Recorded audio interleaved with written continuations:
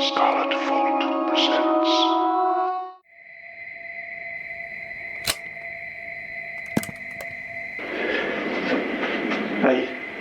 I hope that you can hear me. What I have to say must go on record somewhere before it is lost forever. I am Professor Wilbur Matlock, and my intention is to record my thoughts and feelings onto these tapes, to document them as fully as I am able, so that in the event of my death or a cover-up by forces unknown, at least something of what I have learned may survive. The stories you are about to hear are improbable. You may even find them ridiculous. But please believe me when I tell you that they are all true. Professor Wilbur Matlock was defined by his private studies into what he referred to as the extraordinary, mad science, bad science, and even encounters with supernatural and alien creatures. Despite the professor's claim that his experiences are all true, we can make no guarantees that the events recounted on these tapes actually occurred as described. That is for you to decide.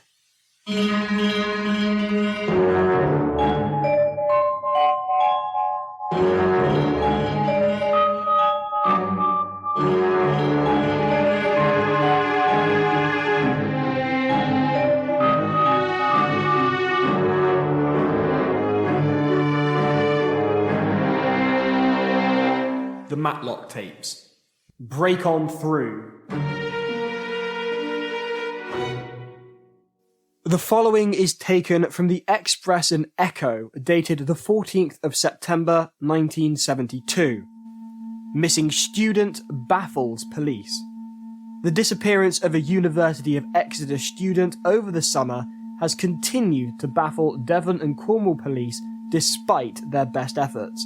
Following an extensive search across the county by hundreds of volunteers, seemingly no trace of Lisa Brown, 20, originally from Hertfordshire, has been found. Lisa was due to return home for the summer from her halls of residence following the completion of her second year of studies reading philosophy, yet when she did not arrive home, her worried parents made the trip down to Devon to find her room locked and, upon further investigation, empty. Extensive interviews have been carried out across the city, yet so far no concrete leads have presented themselves. Rumours of a hooded group or cult with possible links to Sarah are not only unhelpful and insensitive at this present time, but are also unfounded, according to local police. The search continues.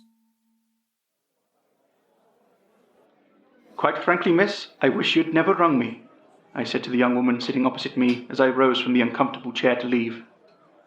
Please, she begged with exhaustion, looking me straight in the eye. You're the only one who can help. That is where you are most certainly wrong. Might I suggest finding some sort of therapy, or better still, handing yourself in at the nearest police station? I turned for the door, grabbing my coat from the stand. The young woman raised her voice. But you don't understand. I'm going to die. With that, the cafe descended into stony silence as the handful of patrons, midway through a late lunch of sandwiches and coffee, turned to stare at us. Even the kettle seemed to stop boiling. It was lunchtime on the 7th of March 1973, and I had arrived in Exeter that morning with the promise of the truth behind the disappearance of one Lisa Brown, who had disappeared from her halls of residence 6 months prior in the summer of 1972. A student at the University of Exeter, Lisa never returned home for the summer and was declared missing soon after. Although an extensive manhunt had been conducted, with staff, students and locals quizzed and questioned, there was little to go on to begin with, and what there was seemed flimsy. Lisa was a quiet girl, good grades, punctual, polite, no boyfriend to speak of, in fact, perhaps few friends to speak of at all. Whilst I had seen coverage in the papers, I paid it little more than a passing thought of sympathy to her family. Truth be told, such a case didn't tend to pique my interest. There had been some talk of cult sightings, hooded figures and the like, but this appeared to be some sort of joke made in poor taste by the student body of the city. Come the early spring of 1973, Lisa's whereabouts remained unknown, the trail stone dead cold, as she was also likely to be. No one, it seemed, knew anything, or so we all thought, until I received a call on the evening of the 6th of March from Catherine Heames. "I know what happened to Lisa Brown," was what she had said on the phone. Catherine refused to say anything further and insisted upon me meeting her. Certainly intrigued and slightly perplexed as to why this Catherine wanted to talk to me about all this, I boarded the earliest train to Exeter and met her in a cafe a short walk from the station. Catherine was a young woman in her early 20s. Certainly she could be no older than 22. She was sat at a small circular table by the front window, nursing a warm cup of coffee. She was the pinnacle of fashion, or at least by my reckoning. Long brown hair, short skirt, thigh-high boots, and a knitted vest top. Unfortunately, whatever she had been expecting from a professor of alternative science, I certainly wasn't it.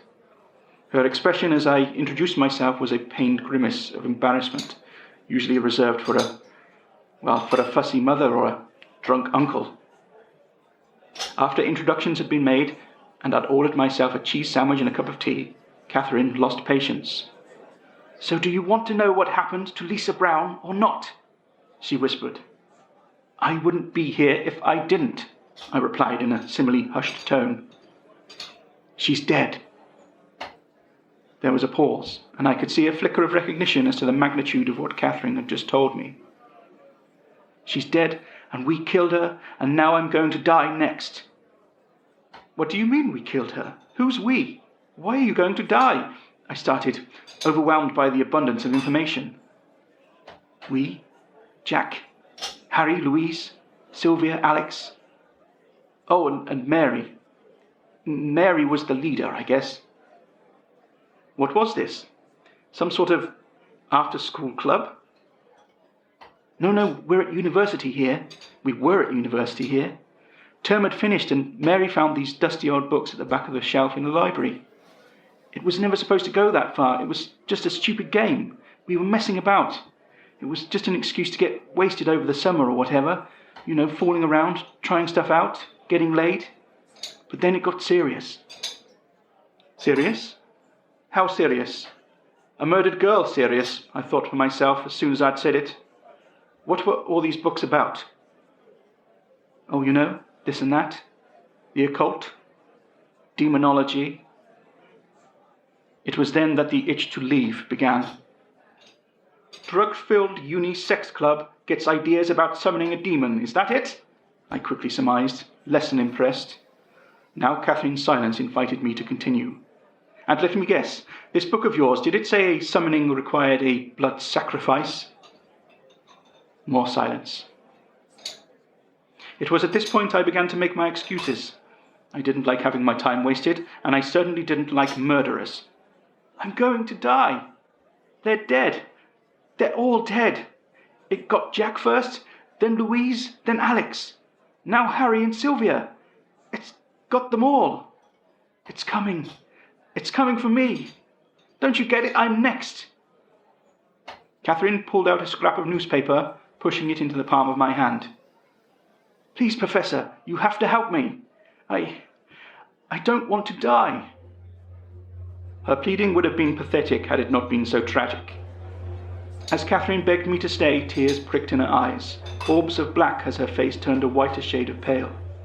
Her grip began to tighten on my hand, and it was in that moment I realized she wasn't looking at me, but through me. I turned to see nothing but empty air, yet she began trembling, shaking, rooted to the spot. Then came the scream. As the scream parted from her lips, the window we stood next to shattered, the force of the explosion throwing us to the vinyl floor of the cafe. Why the window chose that moment to break, I have never truly known. Yet what I did know was that I couldn't leave. In the hubbub of the following seconds, amongst the shock and panic, in a shard of the broken window, I saw a figure. A figure not of this earth.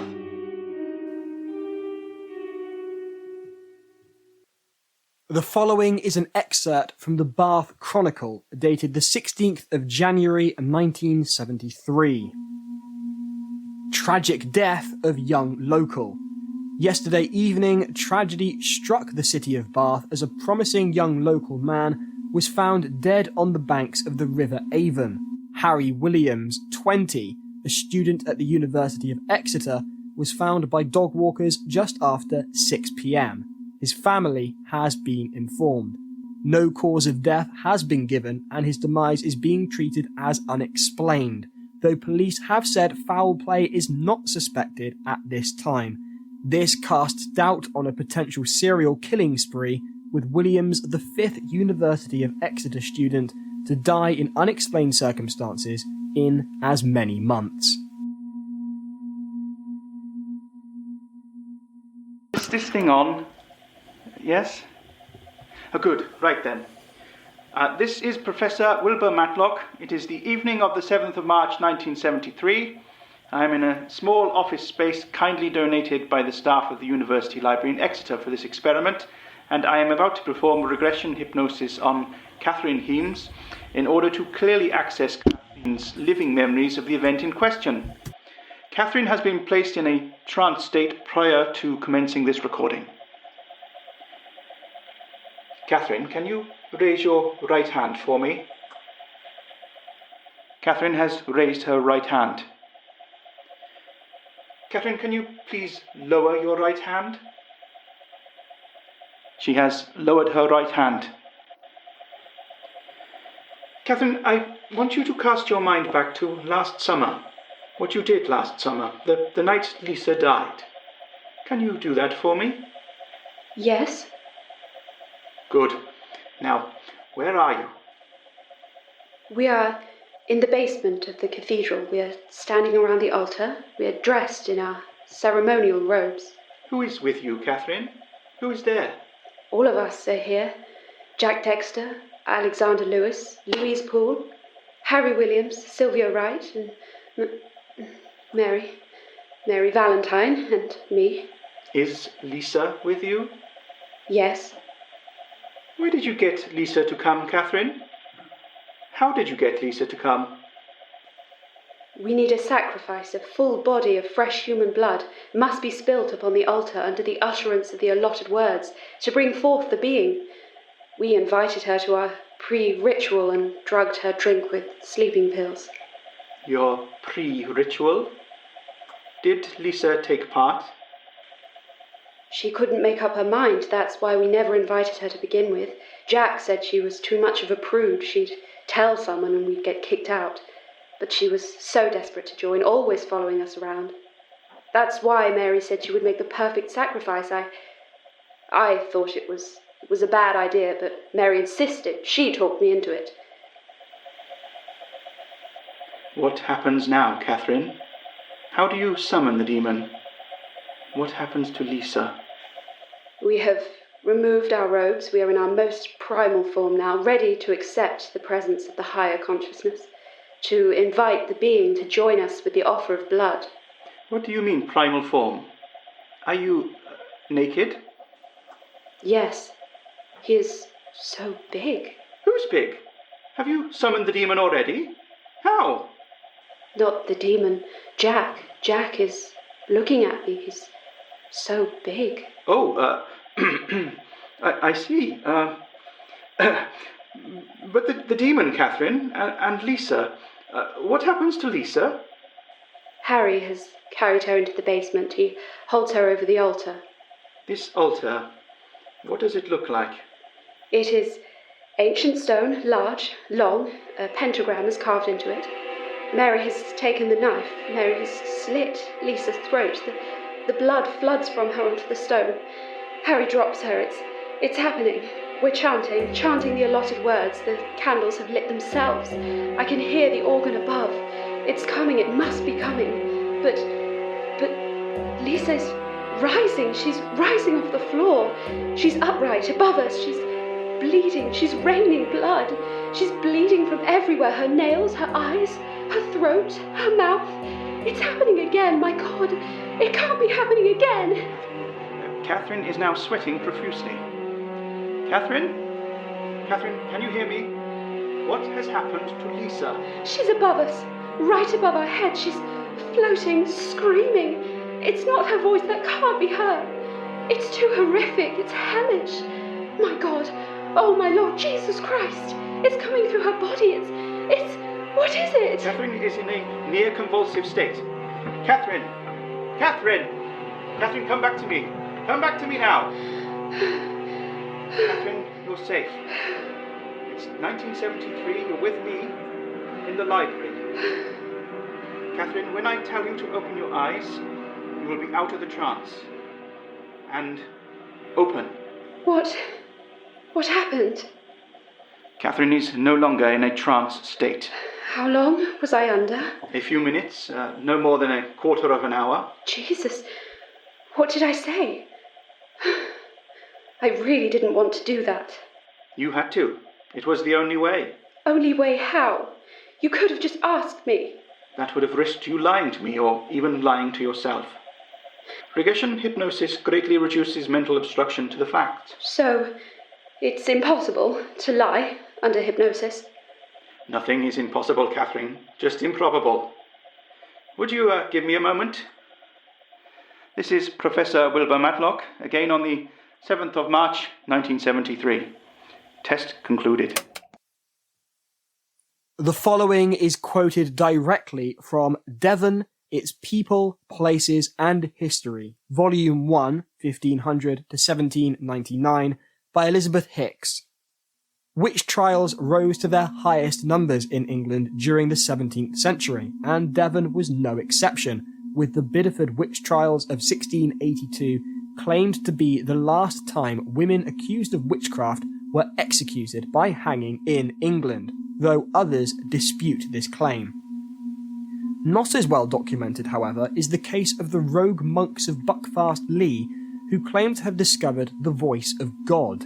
Rumours persisted that these monks could communicate with heaven and hell, even going as far as to worship at a stone altar, regularly offering blood sacrifices. Such was the persistence of these rumours that upon investigation by local authorities, the monks were imprisoned and later executed for blasphemy, with the stone altar seized. The location of the stone altar remains a mystery as it drops out of records at the turn of the 19th century. Rumours persist that the altar is located in Exeter Cathedral, though multiple searches of the cathedral and its grounds have found no trace. The key to the mystery lay in the books, specifically the book that the group had been using that night. If I could find it, I could perhaps deduce what Catherine and her friends had brought upon themselves. Not for 1 second did I believe that magic words and human sacrifice had summoned a demon from hell. But certainly the students had managed to break on through to somewhere else and bring something back in the process. Catherine, having managed to recover from her time under hypnosis, proceeded to guide me to the relevant section of the library. Textbook after textbook was skimmed and discarded by the pair of us. The thing is, I theorized, as far as I'm concerned, and as far as any scientific mind could be concerned, this notion about allotted words is frankly poppycock. What I think you've got here is a biological gateway, but rather than something from Yale, it needs blood. You've not summoned a demon, you've unlocked a portal to somewhere else in space and time, and that thing has come through. These worshippers hundreds of years ago. Someone must have stumbled onto the altar, or even built it, perhaps. Yes, they must have built it over a fixed point in the dimensional barrier, where physics works differently, on DNA, not Newton's third law. That explains the blood. So that thing, Catherine began, is from another dimension. Only logical conclusion, I affirmed. But why is it killing us? Same reason a wasp tries to sting you if you close the window behind it. It's panicked, it's lashing out. It wants to go home. As I spoke, I continued coursing through the shelves, looking for anything of interest. So all this hocus-pocus mumbo-jumbo is simply balderdash. You and the others may as well have been chanting Mary Had a Little Lamb for all the good it would have done. Come to think of it, who is this Mary? You didn't say this thing had got her. What makes you think you're next? And why not Mary? Didn't you say it was her who found the book in the first place? It was then that I found it, the book. It was hidden at the back of a shelf of philosophy texts, as though someone had returned it and never wanted anyone to find it again. Though the thick leather-bound volume was fraying at the spine, the pages clinging on for dear life, it was relatively dust-free. I saw in my peripheral that Catherine had stopped reading and was looking straight at me. "This is it, then?" I said, acknowledging I had caught her gaze. She nodded. As I paged through the book, it dawned on me like a ton of bricks falling from the sky. The inner cover page confirmed it. On the list of withdrawals was no mention of Mary Valentine. Mary Valentine did not exist. But there were 2 entries for Catherine Heames, one dated May 1972 and the other dated a week ago. "You tried it again, didn't you?" I asked as the cogs began to turn, thinking out loud, not even expecting a response from Catherine. "You knew you were going to die, so you tried to use the words from the book, but it didn't work. But why didn't you kill again? Complete the whole ritual?" "I didn't want to. I didn't want to if I didn't need to," she lamented. "And you couldn't work it out. You couldn't bear to work it out. So you rang me." "That's why I needed you," Catherine interrupted. "That's why you needed me," I concurred. "You were perfect. Degree from Oxford, in the phone book, alternative science, or whatever you advertised it as. And that's why you invented Mary, so I would help you. Just an innocent bystander, caught up in the sex and the drugs, and now hunted by a demon from hell. But that's not the truth, is it, Catherine? It wasn't supposed to be like this. You killed Lisa, didn't you, Catherine? You took the knife and you slit her throat." "I'm sorry, okay? Believe me, I'm sorry, truly. I just don't want to die." "We all die eventually, Catherine, some more prematurely than others. Do you think that Lisa wanted to die that night?" "I'm sorry, Professor." I turned to walk away from her in disgust, so caught up in my own indignance that I didn't see Catherine slip the thick ancient book from the desk. Whipping it around, she swung it into the side of my head, hard. I fell, stunned, to the floor.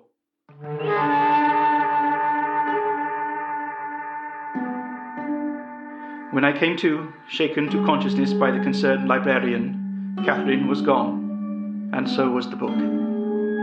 It took me less than a second to realize where she had gone. Ignoring the librarian's suggestion that I seek medical attention, I stumbled from the library into the cold, dank night. Death was in the air. If this was to end, someone had to die. Either the extra-dimensional being would find and kill Catherine, or she would find an innocent to excuse herself of her impending fate. Blood would spill.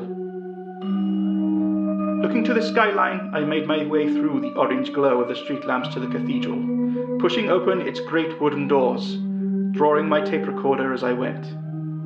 Whatever happened next, I wanted it on record.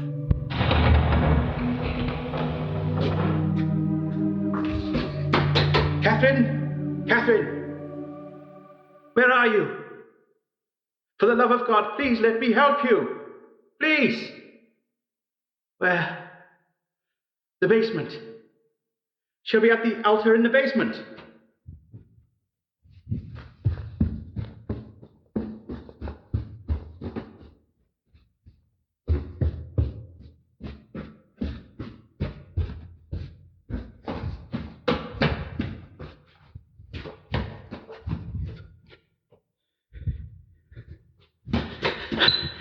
"Catherine, there you are.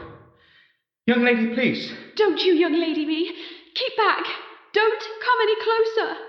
"Catherine, step away from the altar. Drop the knife." "I know what I have to do." "Yes, but no, just come back upstairs with me. We'll find another way." Why do you care? Why wouldn't I care? You worked it out. You said it yourself. I killed Lisa. I murdered her in cold blood. Yes, and that's plenty of mistakes for one lifetime. Don't you think? Let's not add to it by taking your own. And do what? I haven't got that far, but we'll work something out between us, I'm sure. You're wasting time. It's all my fault. They're all dead, and it's all my fault. No, please, Catherine. I have to die, or someone else does. We don't know that for sure. I don't want any more suffering because of me. No more pain, no more death, no more blood. Do you believe in an afterlife, Professor? Heaven and hell? That's quite a big question. Do you have quite a big answer? Well, no, not right now. But if you come upstairs with me, I'm sure I can devise some... I guess I'll find out for myself. Do you suppose it'll hurt? Hell? Is that where I'm going? I didn't say that. Dying, though, like this, will it hurt? There's no way of knowing. It looked quite painful. Perhaps it'll be quick. You don't have to do this, Catherine. We'll find another way. Another solution. Just come back upstairs with me, please. If I come back up with you, that thing will find me, and it'll kill me. I want it on my terms. Oh Lord, Jesus Christ. She's done it. My God, she's done it. It's draining from her neck. But it's just like she said. She's levitating. She's floating right above me.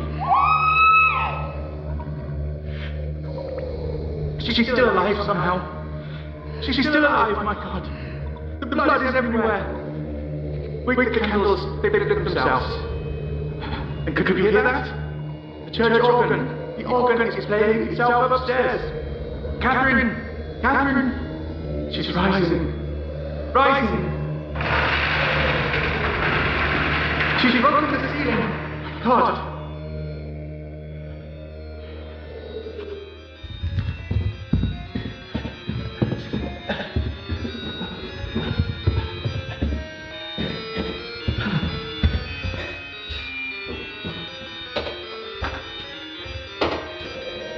I found her. She's up with the stained glass window now. She's still bleeding.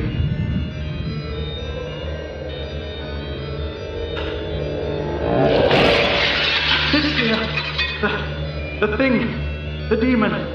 It's here. It's grotesque. It's like nothing I've ever seen before. It's rising. It has no sense of gravity.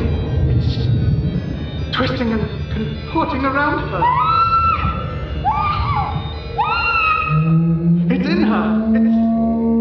It's possessed her body. It's using her body like a vessel.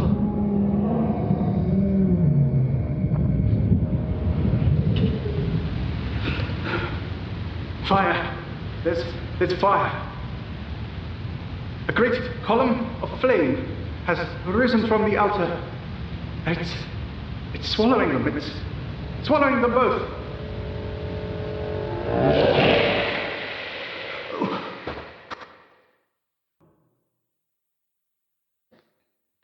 They're gone. They're all gone.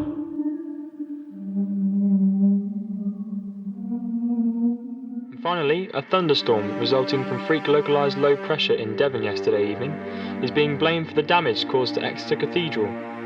The cathedral's large stained glass windows were left in pieces, with some of the stone flooring smashed to the point it was possible to look upon the basement below. A professor, Wilbur Matlock, who was arrested at the scene under suspicion of causing criminal damage, was later released without charge. When asked for a comment, the professor said he was doing some brass rubbings. Funny old time to be doing some brass rubbings in the middle of a thunderstorm. Talking of thunderstorms, it's time to get to the weather.